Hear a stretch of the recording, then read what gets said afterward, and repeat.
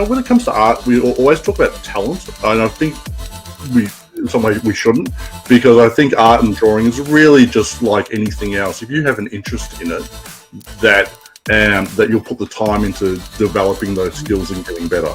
And I think we kind of look at it like some kind of magic thing that happens.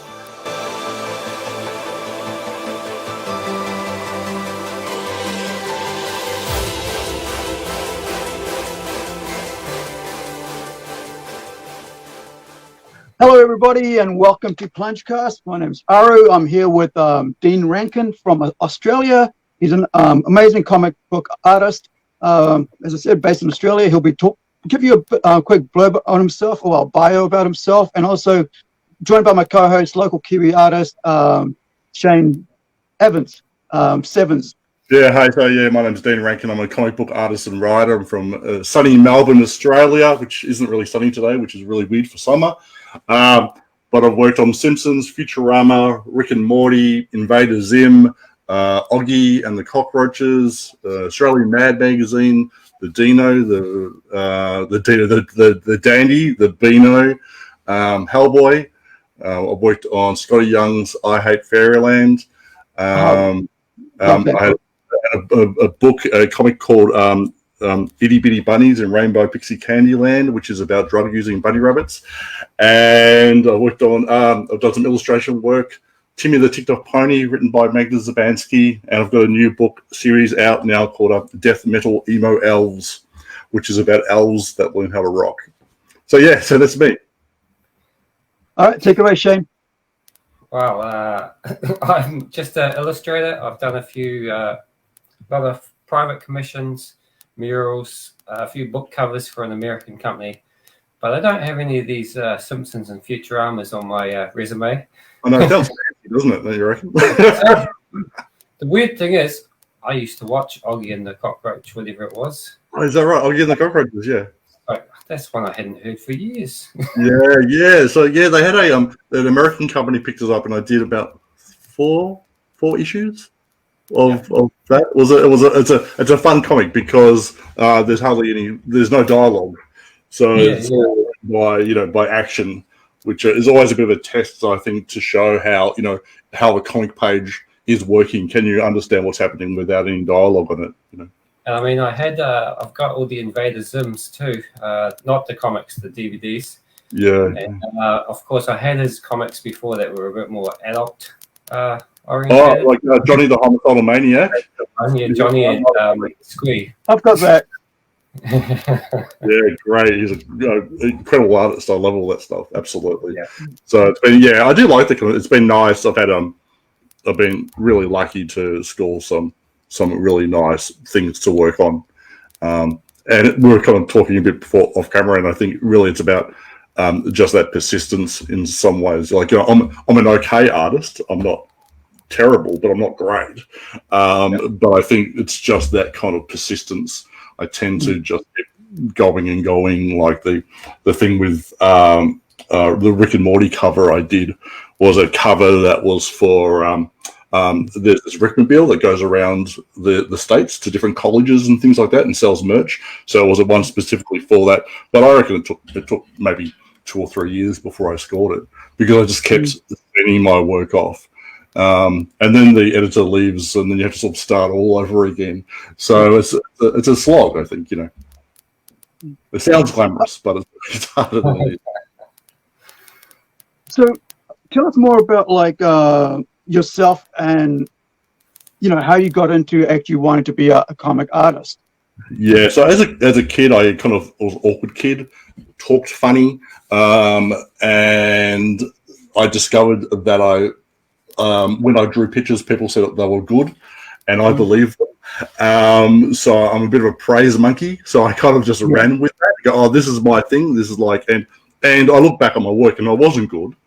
That was fine, but I think when it comes to art, we always talk about talent, and I think in some way we shouldn't, because I think art and drawing is really just like anything else. If you have an interest in it, that you'll put the time into developing those skills and getting better, and I think we kind of look at it like some kind of magic thing that happens, which just isn't the case. It's like, how did you get to draw this? Well, practice and time and determination is how you get to that point. Like I was not a child prodigy, or we talk about that stuff, and people go, it's a lot of compliment. Oh, you're so talented. You go, well, yes and no. That I've got better over decades of work because I worked hard at trying to get to that point, which I think is a really interesting.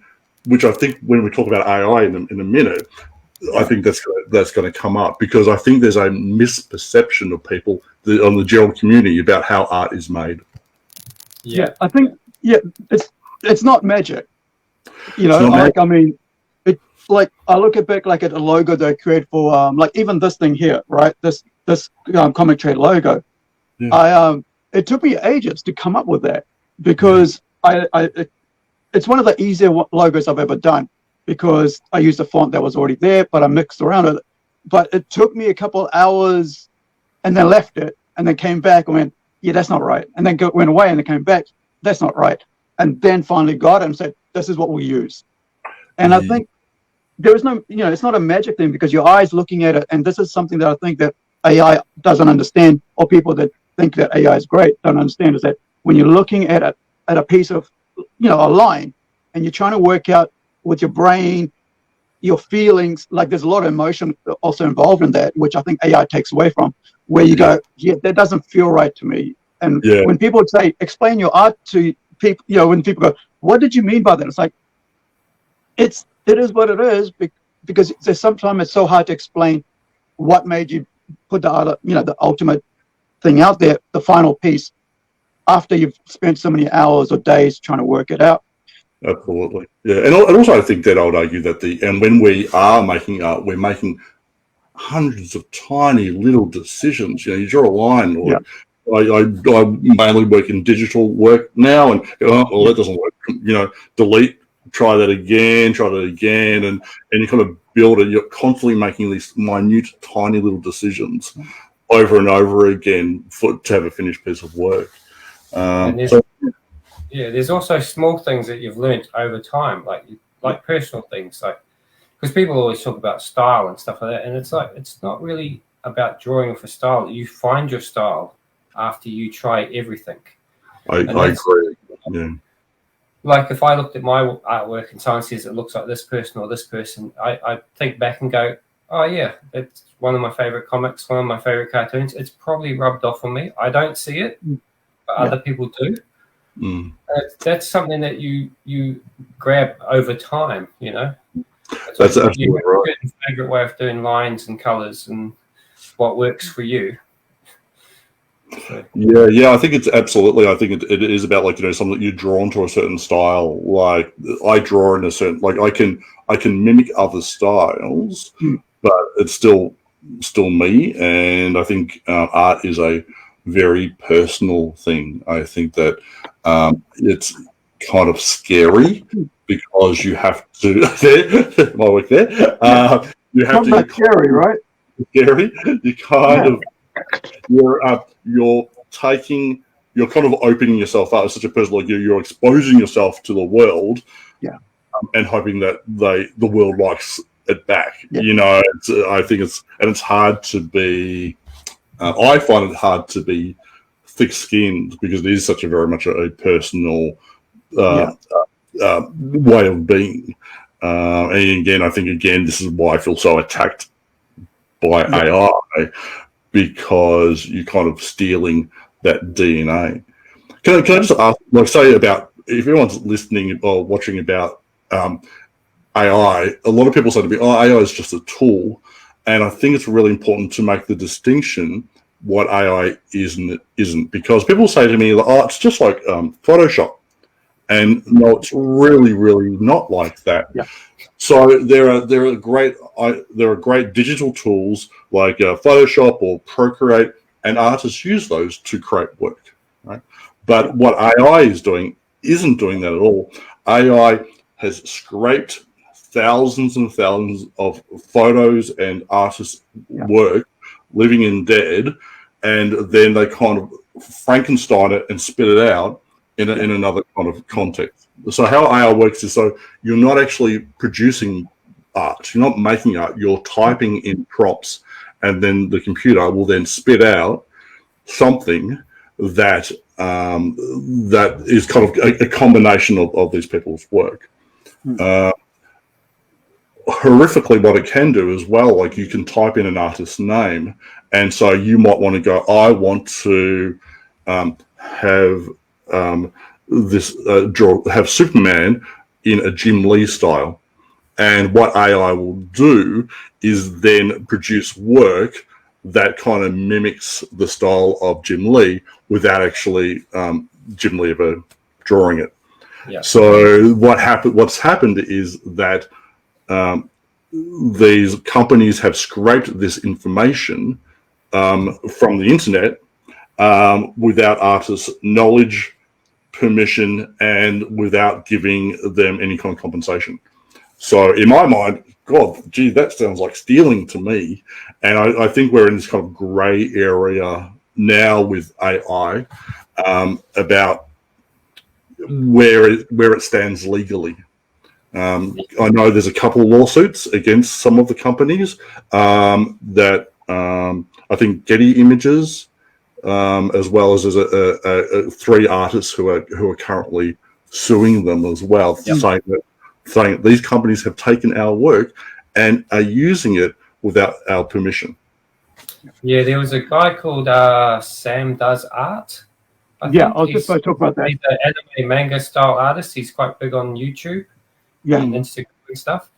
And the people at one, I don't know if it was Midjourney or one of the other ones, but they were posting, they were sending their art of his style to him and like trolling him on his own website. Yeah, okay, yeah. I saw the video on that. I think it's really interesting as well that I think this sort of harkens back to what I was saying before about artists being viewed as some kind of God-given gift and not work that has been pursued, because you've got these AI artists. Now, I use AI creators because me saying I'm an AI artist is like me using Google and saying I'm a computer programmer, because it's so far, it's not anywhere near it. But these AI creators seem to have this almost basically a disdain for artists. They go, oh well, we're just taking the work. You guys have somehow held this magic from us for decades, and now it's ours. And I think this is again this such a strange misunderstanding about what art is, and that somehow we've got this magic and then we've kept it and now they've stolen it. And let me hit that from the other angle, right? So I think that kind of falls back on some of what we used to call arty-farty types, who basically feel like they're the god of creation. And I've been at that point one time in my life where, like, oh, this is a gift that I have been given to create. I've had Megadeth guitarist Dave Mustaine say that years later. It's like it was a God-given gift. No, he spent so many years with this. I'm learning how to play bass again. So learning to get those fingers moving, the right chords, all the technicalities, learning theory, coming up with something different. No, God didn't give you a talent. You practice hard and hard and hard. Now when you've actually made it and that has become something, now it feels like you have an actual God-given talent. Yeah. It's like, and I know sometimes when I'm creating, sometimes I'm drawing something and I have a sense that this is somehow more than me. Some of my parts add up to something more. Like my skill base is limited, but I've been able to produce what I think is better than I actually draw. I think people should think of artists almost like sports people, not in a physical sense, but like no one looks at a sportsman and goes, "Oh, that's just God-given talent." Yeah, most of them go out there. That's the sad part. Some actually do 6 hours a day playing golf for 10 years, and suddenly they're good at golf. Yeah.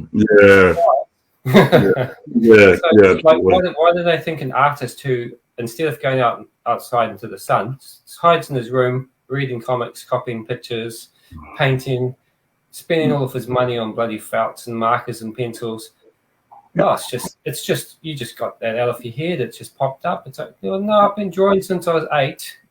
Yeah. And I suddenly start to think I'm okay. Yeah. I'm like, Well, yeah, absolutely. I think art and music work. is like it falls in its own little thing, doesn't it? Because like it's not something like you can go to school and go, this is the style I want to do, and you do that style right away, or you do a couple papers on it and you're done. Whereas it's like being a plumber, right? You learn, you can go, okay, this joins here, this joins here. Whereas art basically is like that joins there, but now I have to do in my way. I have to bring my passion and my knowledge and churn out something my own way, so it doesn't look like anybody else's. So it's not a by the numbers kind of thing. And I think AI is by the numbers type of thing, because it's like, put this word in there, put that word in there, put that word in there. Now if this, okay, that word doesn't work, take that word out, put another word in there, and that's by the numbers. And I think that's what is different about actually creating something and actually by the numbers, which AI is.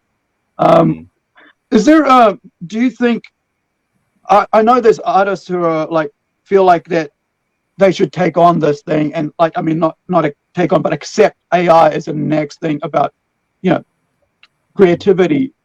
And unlike Photoshop and unlike like Illustrator or Clip Studio Paint, which I use, AI, as you mentioned, AI isn't the same thing. Like, it's these coding systems aren't the same thing as creating art. And do you see because there's legal battles, do you think that somehow there's a balance to be had, or there is no balance? Yeah, I've heard some artists say, "Oh, I'm using it to," and like, I put my artwork in and it spits it out and it feeds it like this. And it's been really great to conceptualize things, and it's a great like. I want to say, like, AI works. Let me they like, they're just in the whole 6-hand thing, but it's going to get better. So I think that I want to be really clear with that. I'm just not dissing it because it looks soulless. Some of the work is amazing. However, I think at the core of it, though, what you're doing is you're using other people's work without their permission and without paying them for it. And I think that's like, so I can't understand how artists can feel good about that morally. Like, yes, it might help you to make pretty art, but you're stealing. This is taking it from, you're stealing people's, their work. You didn't create this. Other people created. Other people who are better than you have created this work, and now you're kind of like, you're scraping the cream off the top and presenting it like, if you're doing that, I think you're a shitty person. Because it's not you.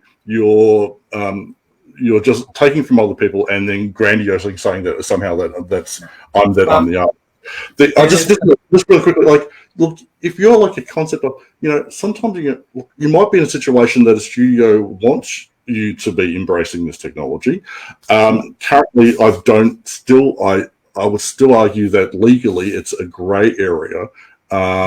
That I hope and pray that's going to be coming undone. And in its current situation, I think it should be burnt to the ground. That this iteration of AI is immoral and it is stealing from artists. Will it? I think there will be another version of this. I think that if you're wanting to have an ethical AI, for instance, that you would have to set up a program that artists can, with their permission and then financially compensating them for it, can enter their art into these systems. And I would imagine that's where it's going to go, unless all these court cases aren't successful. That would be the only way I could possibly see this technology being used in an ethical kind of way in the future. So recently, like Netflix Japan, right, created a sample piece of AI created anime. Now, they're saying it's because there isn't enough talent base to keep up with what's become popular, right? Yeah. So now, but the problem there is they already underpay their creators. So why would those creators want to work for them in the first place if they're underpaying them? We've had Netflix with the Philippine artists, animators say, hey, they're not even giving us enough to live on, right? So what, they promised us this, and now we can't even afford to live on, so we're going to go and work with somebody else. And then then you have Japan come up and go, okay, well, we've just created this because of lack of employees. But it doesn't make sense to say, well, you're not paying them enough. There isn't enough workers, on one side. There's no balance there. And you can see why the demand's high, because anime is going to be like another 3 years, a $40 billion industry, right? Cartoons, animation, for those who don't know what anime is, based off manga, which is Japanese style of comic books. But I think the problem here is that they aren't already paying. This is, absolutely. I think it again shows that artists are devalued, their art is devalued, and AI continues on that scheme of, okay, well, we won't pay you a right amount for it, then we'll just use AI to create the backgrounds for this animation, and so again, it's like screwing artists over and over again, like those background artists who were paid dismally in the first place, then have their artwork stolen, used an AI used, and they're not paid at all for that. So it's pretty awful. Shane, you were going to say something earlier. He was talking about how there's a few examples that were pretty bad. There's a guy that I sent several messages to on YouTube. He had done a comic based on Basil Wolvington, a cartoonist from about the 40s. Very unusual style. Like, it stands out from a mile away when you see it. This guy had done an AI comic. He'd done it. He bragged that he did 80 pages in 2 weeks. The script was written by AI. He put in the prompts. All the artwork was AI. It was all in Basil Wolvington style. The name of the comic was based on an old Basil Wolvington comic. And then for the last part was he changed his name to Basil Wolvington for the artist's name. I put that on there. And all my comments were basically like, well, that's basically stealing. Have you asked permission from the family? Yeah, that's my next thought. Like, Wolvington's a famous one of those 40s artists that basically died broke. Yeah. This guy's doing an 80-page comic, stealing his name, his style, and even using his name basically as the author's name. So it's like talking about artists have been have never been valued enough. Reminds me of Jerry Siegel and Jerry Souster and Simon Siegel from Superman, right? They both kind of like died broke, like destitute, and now we've only in the last 5-6 years we've had the family actually get compensated and have their names on the actual work that goes out. And it's like, that's 80 years, 100 years of it almost, that we've had people just devalue artists and their work. Look, I think artists have been screwed over for time, millennium, and AI now they've worked out how to mechanize it. Now we can just do it by sending in prompts. Look, it's heartbreaking. I think it's interesting you're talking about, Shane, about that artist, and sometimes we can have a little bit of disconnect because they're dead now. It was a long time ago. Yeah. But I think I heard anecdotally King Jung-gi, I'm not sure, an amazing artist, was having his work fed into AI, the day after he passed away, and probably before. So again, it's just not fair. It's just, and also, I just don't know what the answer is. There's a small group of artists who have heard that are deliberately putting Disney prompts into AI. Yeah, I heard like stories. Mickey Mouse and Donald Duck and that, and with offensive comments and poses, because Disney's a very good company for suing people, so that's what they're trying to get. Yeah, and I think that was my next thing to go into corporations, right? So carry on with that, then I'll get onto that. Well, basically, they're trying to get Disney to get off their ass and sue the people for them, because it's like this is the dangers that can happen. There's another recent lady. This is a reporter. I can't remember her name. It's just a technology reporter on YouTube, but she said this is the horrible side of AI. She said the amount of child pornography is now up about 30 or 40%, because you can type in things like what's that character from Harry Potter? The girl from Harry Potter. You can type that in, put some sexual stuff in there, and AI will print out. It's interesting. I think, like, say something like Midjourney and Lindsay and some of the other ones have been going, well, you know, this is just we've got it here. It's up to you. If you guys print it or whatever you're doing with it, then that's the copyright infringement. I would argue what they're doing is blatantly allowing that infringement to occur. I think there's been interest. I think there's been, like I was saying before, or you left for a second, about there's a couple of people now who are suing the companies. Also, there are places where they're saying, I wrote an open letter to Australian comic conventions asking for them to put a ban on AI in Artist Alley. And I've had, I'm not saying that just because of me, but I put it out there, and there's been some really positive responses from a number of conventions here. And of course, the major convention in New Zealand made an announcement late last year saying that AI would not be allowed in the Artist Alley.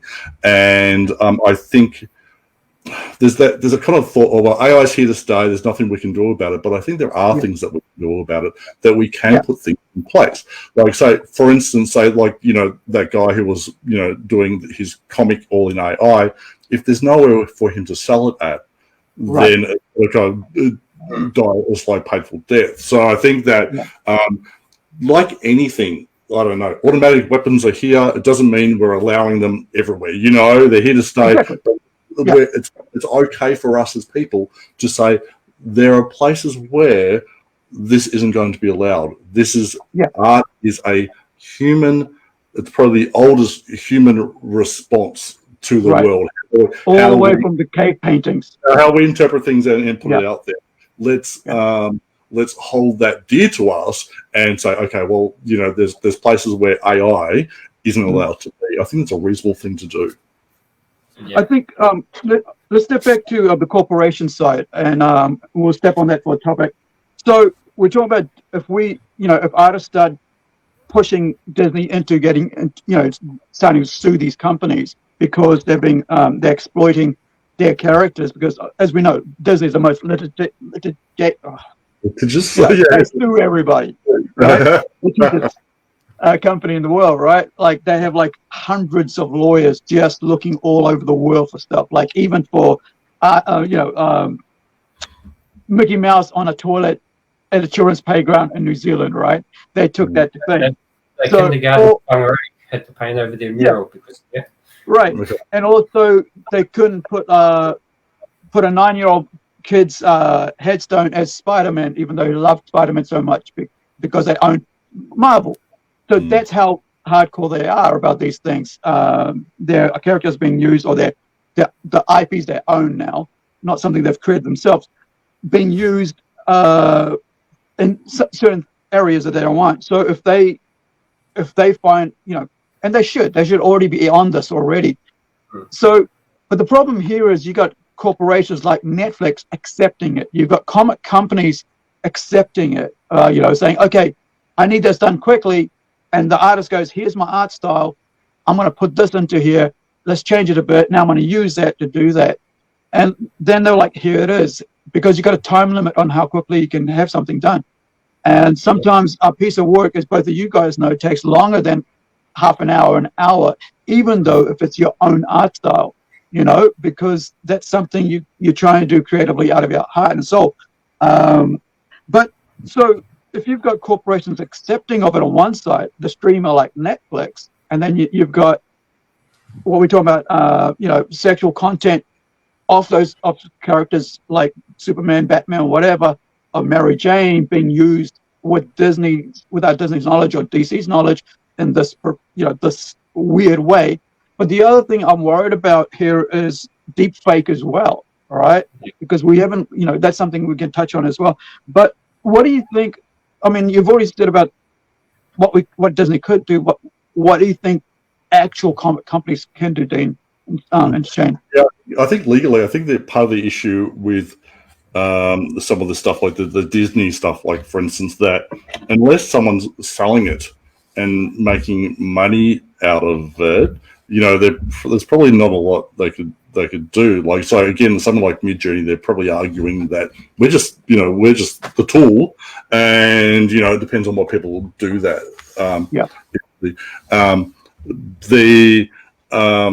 So what was the question again?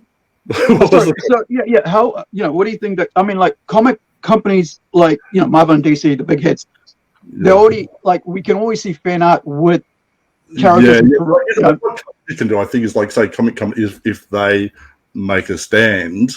And I know some of the smaller companies have made a stand and said we're not using our AI within this, and I think that's powerful because I think it shows very clearly that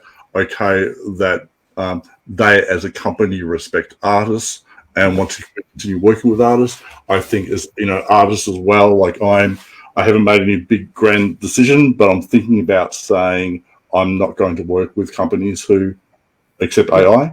I'm certainly not going to work with individuals who are using AI, if they want sort of indie kind of stuff made, because I think it's a slap in the face for artists, and it says everything about how they regard artists in general. I think that I think it's kind of in some ways it's up to the individual publishers to say, okay, no, we are not accepting AI work, and that will, I guess, force AI as created the sort of the AI users to we can only focus on these certain areas, not in the broader publishing, for instance. I think it will backfire on them too if they do use AI, because AI is basically it's stealing from every copyright you can find. Yeah. So if you're using AI art, how do you copyright your own cover? Yeah. I mean, if you're trying to do your Marvel cover and it's AI, it's already been swiped from somewhere. Yeah. I've certainly joked with AI users on Instagram saying, "Oh, I'm going to print this off and sell it. Thanks." I've seen that one. Or we're going to, I'm going to put on because a t-shirt. they don't own it. So again, it's weird. So at this stage, they're arguing, okay, well, we're able to steal these because there's so many of them of these images, and then morph it into this, and then they say, okay, well, this now is copyrighted. So but we're in such an odd place legally, and so and so I just don't know. I know what I believe is morally right. Legally, though, we're in a very strange kind of grey area at the moment. Yeah, there are a couple of games companies out there that are publicly stated, like the Dungeons and Dragons type games companies. I think it's Chaos and another one. They did public statements saying that they will not support any AI artists. Yeah, I unfortunately don't play them, so I'm not going to be supporting them. But if I did, those two companies. Yeah, and again, I think it speaks volumes about how your company views artists. That you go. No, we have. I'm not asking people to hold us in high regard. I just want people to just respect that. That yes, it's what we do is a job, and we should get paid for it. I don't. That's the thing, right? So when people see art, they say, "Oh, it's just your hobby, right? You're creating it as your hobby." And so therefore they don't see it as an actual art that you spend hours of the day working on the skill that you've gotten up to, learn, whatever. and you're spending hours in a day, probably 8 to 12 hours, depending on what the project is, and you're actually working and trying to get out there. But then if people go, oh, can you do this for me? And you think, oh, it's just going to, it'll be done in half an hour. And you're thinking, no, this is a big major work.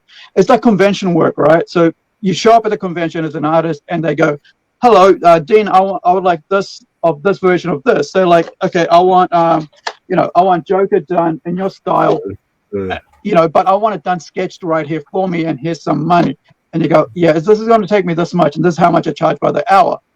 Now, then they go, oh, yeah, never mind then. Then then go, well, I could do a little piece. Okay, it's quickly.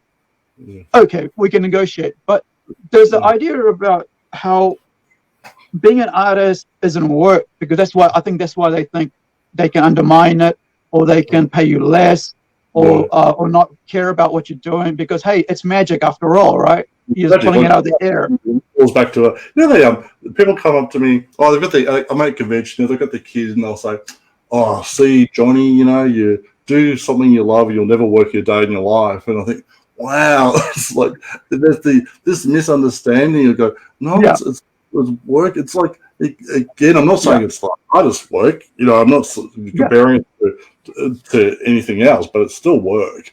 And everything becomes work eventually. You can like your job, but it's still work. You're still like spending hours away from your family to do it, or like gee, I like to be just watching TV now, but I have to draw bunnies, for instance. So I mean that you hit a good point there. Like if you love something and you won't work a day in life, but that's not true though, is it? It's never true, because it's a fallacy, and that makes it all ruined. Because it's like, just because you love doing what you do, you are spending hours doing that thing, and sometimes you just don't want to do it because you're tired, or the fact that the artwork that you required, somebody's saying, oh no, I want it done this way now, and you're like, and change it again, and change it again. I'm like that with my artists as well sometimes, saying, hey, change this, change that, or something, as Shane knows. And because you have your own idea of what you're trying to do as an artist, and but I think, I mean, like this whole month I've been trying to finish up a script, right, for, I think it's supposed to be 12 pages. Now it's going to be like something about 30 pages, because the story got bigger and bigger on me, and I don't want to demean what the story, like we're talking about how it gets away from us, right, become something else. And so I do a couple of pages and I go, okay, cool. I'll go and figure out what they'll look like, the characters I'm putting in. Then I'll go back and do a page and then go, oh, I need a bit of rest because I can't figure out this. And it's all part of this whole thing that we're trying to create. And then at the end of it, you get this 30 pages work, and people go, that might not have taken that long. Must have been lots of work, Didn't take that long. I'm like saying, it took me a month to actually figure out what this thing was going to be. And I'm working out, this gun will look like this, or this character has to look like this. She has to wear this boots to cover her bionic legs, because she doesn't like to be seen with her bionic legs. So all these little things that goes up in your head, you're creating, but then you just put it out there. It's just a piece of artwork on a page, and they go, that must have been pretty simple. It looks pretty simple. But they don't see the hours of decision making. I read this. I think sometimes we're our own worst enemies. That those sped up videos on Instagram, and I go, oh, here's the art, and it looks like in seconds. You go, and this has actually taken hours and hours to do, and then the person has to have work drawn for years and years and years to get to the point to do this. Again, I've got this quote. From a book I really liked. There is only the grind. Work looks like magic to those unwilling to do it, and I think that. When people see the work done, or if you're drawing in front of people, it does look a little bit like magic, because they go, oh well, I can't even draw a stick figure, and look what you're doing. But at the same, it's interesting. Like at the start of the show, I introduced myself and said I've worked on this, and this, but I didn't say things like it took me years to get anything. I was 38 before I got The Simpsons. My career did not snowball after that. Financially, it's been a terrible decision. My wife has to work full time. I work part time. It's like last year I had hardly got any work coming in. So it's, but you don't necessarily do that. You don't necessarily go, oh, well, I've really screwed up my shoulder and I'm in pain all the time. That's from drawing, right? So you don't, you don't talk about how, that you feel like you've let the family down because you're not being enough. You don't talk about how your extended family think that you don't really do a real job. These kind of, but is that? I just wondered, like, is that part of the problem? But at the same time, you don't want to get up on stage on a convention and just bitch about how hard your life is. You want to talk about, well, this is amazing. Look at these things that I've worked on. I don't know. There's this balance. I feel, again, one of the things that I hate about AI is that artists, we did what we were supposed to do. Like we put our work out. Oh, you should put your work out on the internet because you're trying to build a fan base. You're doing all the right stuff. You've got a personal style. You've done it for decades, and then AI's got, oh, thanks, I'll take that. Thank you very much. Personal style that you've worked on for decades. Thank you very much. Hey, you were really brave and you put your work out there, even though it was scary, on the internet, and we'll take that as our own. Again, so I guess it goes just to the core of me as an artist. That's how I see myself. Again, I talked about when I was like young, talk funny, drew well. This was it's so much a part of my identity, and to go, oh, just take that now. We will just. And that's what I think. That's a dispassionate side of this thing, this AI thing, right? It's like this. It's just take and put out and claim it's yours. Gosh, I had a thought there, but just lost it on me. You said you didn't get the opportunity to do Simpsons until you were 35. So prior of that, 38. Sorry, how many? In my head was saying 38, and my mouth said 35. But it was so weird. Like, so one of the things. Here's that's what it was. So as artists, we deal with a lot of mental angst that we have about, do I do this? Is this going to be acceptable? So many thousands of people are already doing it. Is what I'm going to create something? Should I add this to the thing? So as a writer, I'm like I used to think, like, which was probably about maybe 5-10 years ago, I was like, why do I even bother? Like, there's so much work already out here. Why should I even bother adding to that? Yeah. And why shouldn't I just go write for somebody else? Why should I work for myself? Why don't I just all these things that in your head you're arguing with yourself all the time about, and I think a lot of times, like you said, that's where I was getting at. So how do we balance this going to on the stage and saying, hey, I have this, I just didn't suddenly do this. I actually have this. I have to deal with this. I have to deal with that. And I think a lot of professional artists are finding out, and this is where they used to poo-poo Indiegogo and Kickstarter for independent creators. Now they're realizing those people actually are doing well, and now they're finding they have to for themselves create, because like they've hit a wall, right? Because there isn't so much work they can do for the companies, or the companies aren't willing to pay something, because they could just go to Philippines and get an artist to do it for $5 or $10 for the same page. Whereas you in America, or you in Australia, us in New Zealand have a higher, rate of paying for bills and stuff compared to those guys over there. Even in Fiji, you could survive on like maybe about $10, $15 a day. You can't do that in New Zealand because your bills are so high. So you've got these companies, and they've done it for a while, where they, okay, we just outsource. And so now they're realizing that those, the poo-pooing they were doing, now now they're trying to do independent creative things. Now they're going into Kickstarter, the very things they don't like. And I think the good thing here is that there is these opportunities to actually say, hey, listen, I'm doing it for myself. I'm doing my own thing for myself, because those things I've done for Simpsons, or I've done for like Marvel or whatever, those were for other people. Now I'm doing something for myself. And that's what I like about where we are in the industry right now. As even though this friggin' AI thing's trying to steal from us, the problem I have is like, do I put my work out there to show the artists that are working on my projects online anymore?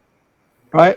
It has You that know, question. Yeah, should I be doing it? Yeah. yeah, do I do this, or is somebody's going to put that work into an AI thing and go, here, this is what I should do? Because right now I've got two artists who are like, one's got COVID, right? Really serious COVID, and I've had it myself. And another one who's been defrauded online and lost his paychecks. So now he's unable to pay bills, so he's struggling to pay bills. And these are artists who like go to work full time and do artwork just to, because that's what they love, and they're working for projects for us. Now, projects get delayed. So here's the thing. So now, say I'm Marvel, right? Now projects getting delayed because they guys think, hey, shall we put his artwork through AI, or should we get an AI artist to do that? Right? I know it's a bit around where I'm trying to get to this, but this is where it comes into like back to the corporation thing. Do the corporations go, let's go overseas and get a cheaper artist to finish that work off, in the style of, say, what's his name? Mignola, because you work in Hellboy, right? So Mike Mignola's work. Let's find someone overseas who can work for cheaper, say Philippines, Spain, Argentina, who can finish that while this guy finishes getting off COVID, and then we can bring him back in. This is all this weirdness that goes because we don't see what's going on behind the scenes with creators. We don't see what the corporations have been doing for years, right? With this outsourcing and stuff and filling in. I mean, some of the artwork that's coming in out of Marvel and DC right now is terrible, right? Like seriously terrible, because you can see what they used to look like and what they look like now. I mean, I could pick up a comic book and tell you this is what art used to look like before the last 5-10 years in those comic books, and now this is what it looks like. They don't look like what they should be looking like. Yeah. You touched on lots of issues there. I'm not sure how to respond to each one. But you mentioned Philippines a couple of times, and you really shouldn't use that as an example, because the Philippines are probably arguably the best artists in the world working on I'm talking about payment here at the moment.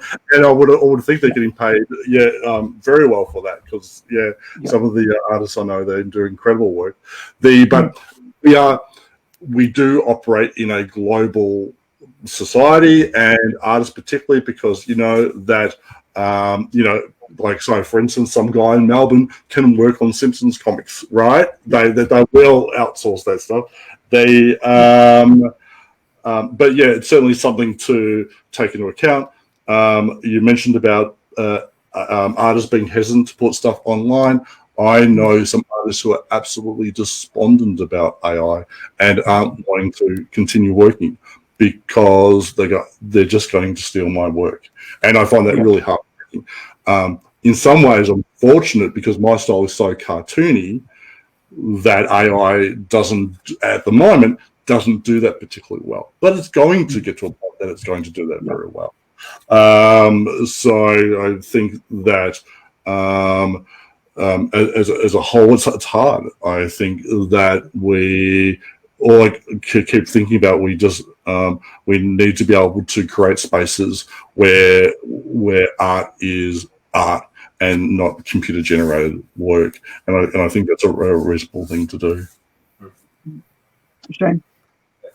You had the comment there too about the quality slipping in Marvel and DC, which it's I think it is slipping a wee bit, but it's all personal taste. But the one thing about that is it's a bit of a catch-22, because the comics aren't selling, so they're trying to make things cheaper and cut costs and everything. But at the same time, when you make let's just say a crappier product, who's going to start reading them? I mean, I remember when I started reading, I mainly got into the comics in the 90s, when I could afford to buy them myself. And the first thing I did was go out and look for the best artists. The story was second. I was like, where's Simon Beasley? Where's this guy? Where's this guy? Where's things with Frank Frazetta on the cover?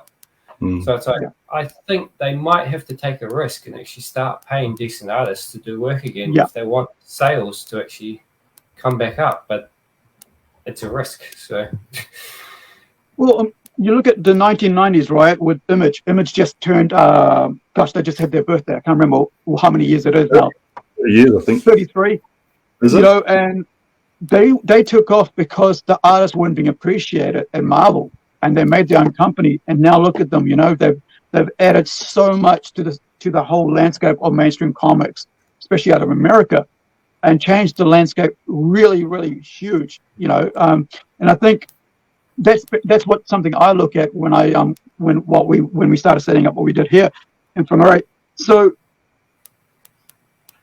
if that's what happened 33 odd years ago, and now we're seeing that this is again another time where you can say, look, we need to appreciate artists again 33 years later.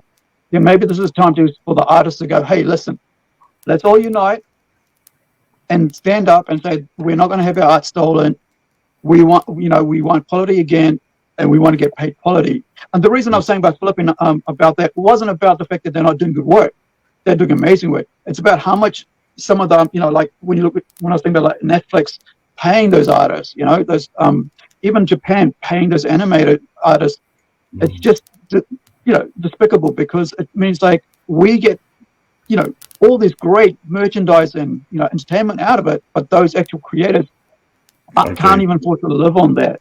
Yeah. And that's the same thing with you're saying like last year didn't have much work, and yet you've had to go out and part-time and do this. But whereas art should be treated like an actual job that people actually say, hey, here's your, like in New Zealand we have funding bodies that, like, as part of it, if you're an artist, you have help us with the government to say, this is my job and I can get funding or tax breaks because of that. I'm not sure how that works with Australia. I know in America there's no such thing. No. I know we don't have anything like that, but I know there's the Greens over here were suggesting the possibility of presenting kind of a basic income for artists, which I would imagine would just like drive non-artists or people who don't insane that we shouldn't deserve it. But I think it would actually be life-changing. I think it's something like when I left, I did a TAFE course. So TAFE, which is like I don't know if you have TAFE there. It's like a community college kind of technical. I did an art and design course for 2 years, and when I came out, at the time, 90% of artists were making less than $5,000 a year, and I don't think that's changed. And that was like 30 years ago. That most artists just don't make that kind of money. Again, it's a kind of this misnomer. I don't think we don't talk about it very much. We like to present ourselves as, oh, look at what's done this and this and this, but that by far the majority of artists are actually operating under the poverty line. And if we cherish culture, which is kind of, I still think is what makes us human. If we cherish art and music and dance, to have basic income for people to be able to do that, I think could be life-changing. I think it could be like a new renaissance. But you get those weird comments, like when you go to a convention or something, where people go, "You're so skilled. I wish I could do that." Or, "Man, that's awesome. I wish I had those skills." And then they try and barter you down and try and get things cheaper. It's like, I've never been to my mechanic and said, "You can fix my car," and I can't. You should do it cheaper. Half price. Bring it down. Oh, that's what I was mentioning earlier about, like, okay, this is how much it's going to cost if we do a big piece. This is how much it's going to get a little piece. Now, you can't do that with a mechanic, can you? Only fix this part of the car. Just put that in there, spark plug, and hopefully they'll run. But you got a flat tire. Say that to a plumber, he'll just laugh and drive off. I don't think people appreciate how hard it is to draw at a convention as well. People are knocking your table, the lights are dodgy, it's loud. It's not really the setup for you get asked to draw characters you've never heard of. And stuff like that. What does it look like? So I tend to just draw like I draw Simpsonized people. I draw people like they're a Simpsons character, or heads in a jar, a Futurama, and that's kind of like generally what I do. I don't tend to do commissions outside of conventions It's just my anxiety goes through the roof. If I can go, this is what I do, this is how much it costs, no negotiation kind of thing. The problem is, I don't think that Shane was probably going to be able to answer that better than I am anyway, but because I'm not, I just think it's awful, and I don't know what the response is. I think, once again, I think particularly with AI deepfake is that it's happening so fast that the legal system hasn't caught up to it. That this stuff is happening, and so where does it fall? Where, who owns your image? And I know that companies would now, it's like you're kind of signing your image off to people, so then down the track they could use it on a younger version of you in The Mandalorian, for instance. That that they're able to do that. So it's and they own you forever, right? They could, like, somebody. This is what. So they have it now. Like, say Disney has it now, right? Has bought, has bought the voice of Darth Vader, right? James L. Jones. They own his voice now. Now, say in 50 years, they get bought out. That voice gets used in nefarious ways to market nefarious things that he never even thought of, and yet he sold it off. Same thing with all these people now who are, like, going for money, for short change now. And this is the thing, like, easy money now, but what they're going to do with you. Like, if I, like, say they take me in about 10 years, I've sold myself in 20 years when I'm dead or whatever, maybe hopefully not by then. They take this character, this person, and they put him in whatever they want to say, whatever they need to say. And it's not what I ever thought it would be. And same thing with any females, any males, children, even more despicable, going to children and stuff like that, using that, and they could, like, these are things that, like you said, legal system hasn't caught up, but there should be people out there who actually think about these things legally for a long time. You touched on a couple of things. Just purely for actors, though, I think that partly now it's probably part of the contract. I think that, again, it's like all artists, they may not have been had any gigs for 6 months or more. Okay, well, this is my chance. This might be a big film, or it might be a TV project that could be really good for my career. So I'm not going to say, like, people shouldn't do it by any stretch. But again, I guess you want to be paid for it. If this is the world we're living in now, then they can be compensated for it. And if artists want their work to be put into AI, then they should be compensated, and they should be grant their permission to do it. Not just someone coming along without their permission, without their knowledge, taking the work and having it used to train the AI machines. And that's a good point, because, like, if artists are accepting of it, then they should sign some sort of contract to say, this is what I'm going to be doing. Or even Midjourney or Lens, or any of those guys who are going to say, well, they could actually here's some thought, right? So they could actually put it into their coding thing, whatever, that these artists have wanted to opt out. So if I go and go, hey, I don't want my work in there, put it in there, it never comes out. Yeah, some of the places now are going, like an opt-out option for, like, ArtStation, but I think it should be an opt-in. That it shouldn't be up to us as artists to go, I don't know, on every post that we make, say specifically that we don't want it to be in AI. Again, it's like, that'd be weird to be saying, like, oh, well, you didn't say you didn't want your car stolen, so we just stole it. That's the kind of, the things I like. No, the legal onus should be on them to ask specific permission or for us to be able to opt in. But it's an ongoing issue, and sometimes it leads me to despair. But I hope that the current legal action, the couple of legal actions that's going on at the moment, will hopefully be successful, and we'll sort something out. Yes, AI will still be with us, but I'm hoping will be in a different format, and I'm hoping that that organisations and publishers and conventions are able to have a choice about and make a choice about what places AI should and shouldn't be.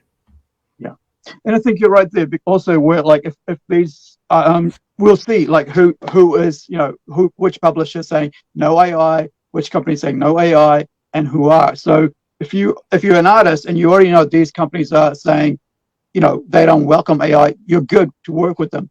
And you also know who are, and you're good not to work with them, and on your own cognizance, right?